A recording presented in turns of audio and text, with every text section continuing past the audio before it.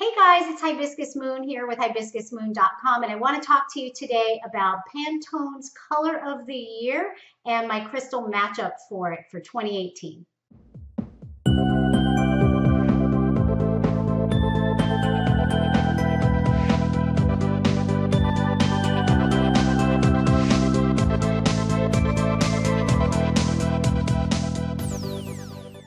So I started doing this color of the year crystal matchup thing. I think it was a long time ago. I thought it was a great idea. And now a lot of people do it, which is fun. Everybody joining in on the party, but I'm always late to the party now. But anyway, it's still 2018, so I'm not too late, right? All right, so Pantone's color choice for 2018 is, which is weird, the color Ultraviolet. And I say in quotes because ultraviolet isn't really a color. It's technically, scientifically, a spot on the electromagnetic spectrum that is just outside the visible light spectrum. So leave it to me to get geeky about it, but it's not really a color. But they interpreted it, as most people probably do because the word violet is in ultraviolet, as a purplish color. And I was also kind of surprised that they went with this because there was recently a color orchid, what was it called? Violet orchid, something like that. I'll put it down here, a few years ago. So I just want to show you and go over really quick what is interesting about Pantone's color pick. I just want to read to you a little bit of their description. We are living in a time that requires inventiveness and imagination. It is this kind of creative inspiration that is indigenous to Pantone Ultraviolet, a blue-based purple that takes our awareness and potential to a higher level. Now, do you sense and feel the mysticism that they're pulling into this description here? From exploring new technologies to the greater galaxy, getting really cosmic with it, to artistic expression and spiritual reflection, there it is right there on a silver platter for us, intuitive ultraviolet, again, they're talking about the third eye, lights the way to what is yet to come. Okay, this goes along with the whole thing about mysticism, spirituality, and crystals and how they all kind of interplay with each other, seeming to be a popular trend for 2018, and Pantone just kind of jumped on the bandwagon, or maybe they helped spur the bandwagon forward. Look at how they present ultraviolet, very cosmically.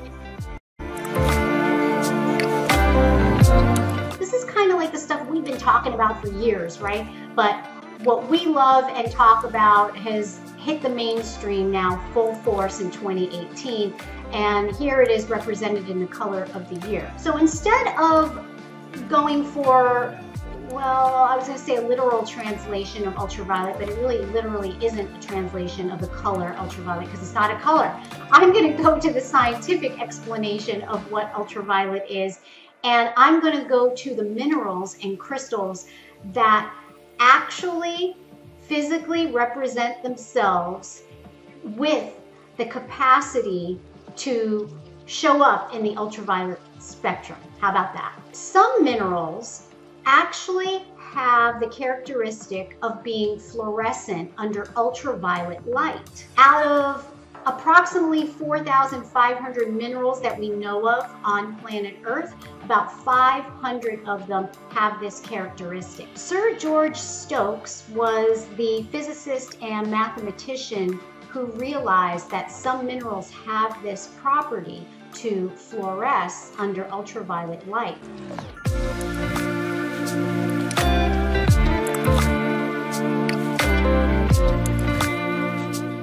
He first discovered it with the mineral fluorite. And fluorite, he noticed, actually was able to glow, emit this powerful glow under ultraviolet light. So he called this characteristic, the ability for a mineral to do this, fluorescence, naming it after fluorite.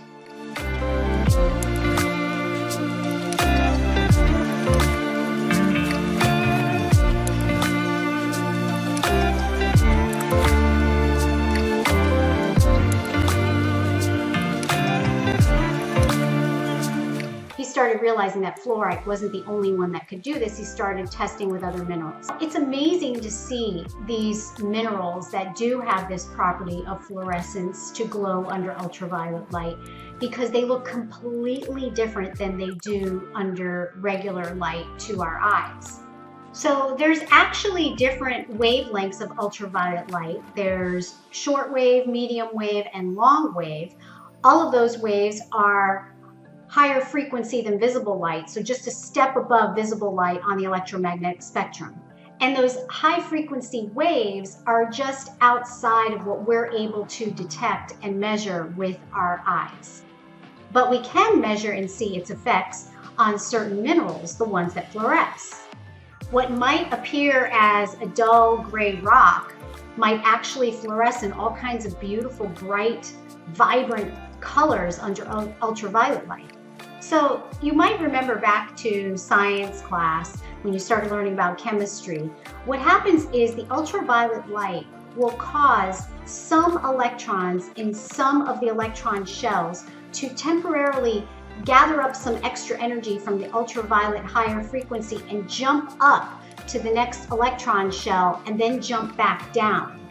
And when it falls, it actually falls back to its original electron shell. It actually leaves behind an energetic imprint. Remember that energy can never be created nor destroyed, only transformed from one form to another. So it leaves behind some energy in that higher electron shell.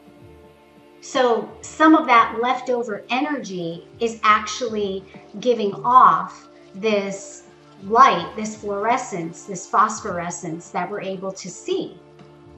Also too, the different wavelengths of ultraviolet, the short, the medium, or the long, will affect minerals differently as far as what colors they fluoresce, because it will cause different electrons to excite in different ways.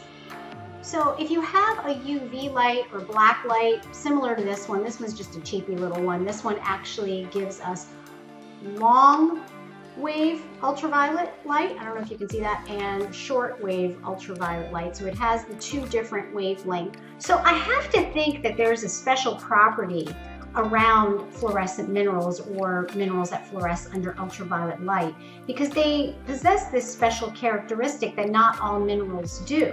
I'm going to list in my blog post different minerals that we know of that are more common that we know fluoresce.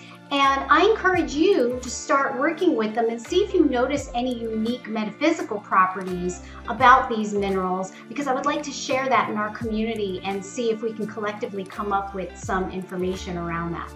Okay, I hope you had fun with this unique take on Pantone's Color of the Year for 2018. This is always a fun one for me to do because you can get a little creative with digging around and finding a cool matchup for it. Okay, everyone, crystal blessings, and I'll talk to you soon. Bye-bye.